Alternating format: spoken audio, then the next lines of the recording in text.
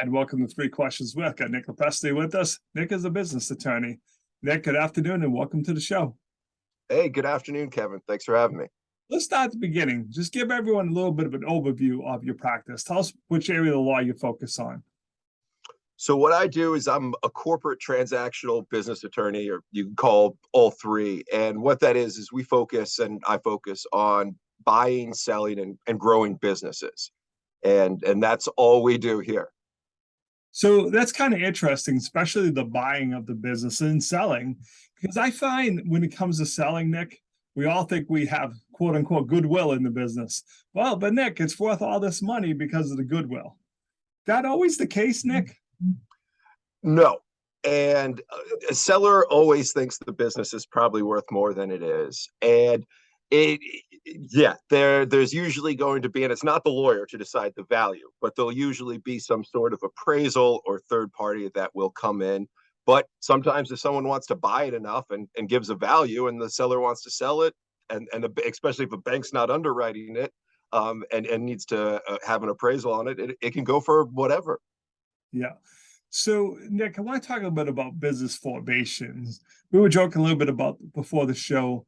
I've had a number of friends who've gone into partnerships with other people, because, hey, you have a different skill set than I have. We should go in together. And then it ends badly. So they should probably sit down with you and put together a partnership agreement before they do this. Well, this is a self-interested answer, of course, but yes, absolutely. When you're thinking about starting a business, there's one thing you should do regardless of it's one person or multiple, and that's actually form a business. Operating as a sole proprietorship, especially depending on what your business activity is very dangerous because, again, there's no protection between your business, you and the outside world. And from there, what we say, so that's the first line of defense. And then the second thing we always recommend is if there's more than one person, and now we have, we'll say partners, members, again, depending on the business structure, but there be some version of an operating agreement, bylaws, but something that governs the relationship. And again, everyone's got a great idea. The birds are singing when a business starts.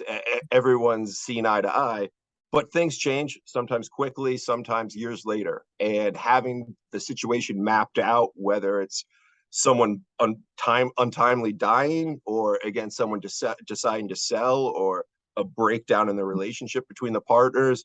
Again, none of this is happy, but you want at least a process to get through the pain, because if not, and you're in that situation, it's only going to get worse, because no one's going to budge in a situation like that. Yeah, I use that as an example. My wife's amazing. I just said it on video. Next, I'm covered.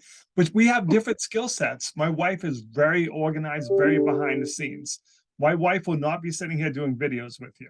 So if you're in a partnership with me and you're counting on my personality, and God forbid I die, now you're in partnership with my wife. And, again, if you need her skill set, that's cool. You need my skill set, she doesn't have it. Thinking about just something as simple as that. What happens if something happens to one of the partners, right? Yep. And again, we usually call it the parade of miserables, because most of this is not happy subjects. But again, bad things happen, generally unlikely. We don't like to think about them happening. But when it's a business, and let's say for an individual, this is their stream of income, supports a family, they're looking at potentially as their retirement.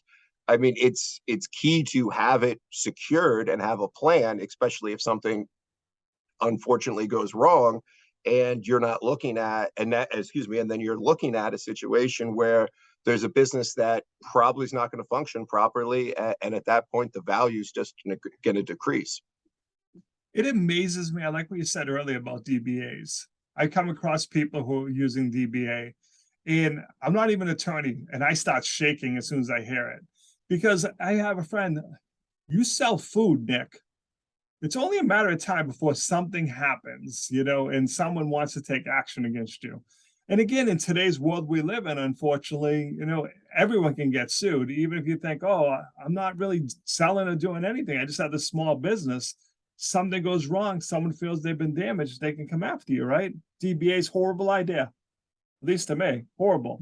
Yes, and again, I support that. And if you look at that, and I get it. I mean, as a business owner, you're trying to white knuckle it from the start, spare on costs. And again, it's barely a business. It's just activity that I'm doing.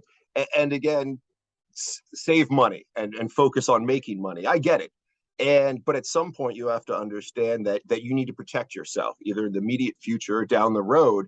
And again, having a business and an entity where you've created an entity where here in the Commonwealth of Mass, you've gone out and got an EIN number, again, kind of the equivalent of a social security number for a business, and then you go out and open a bank account in that business's name. That's really what you need to do. And again, anything I would say also sign as the business and not yourself individually, especially if you want to protect yourself.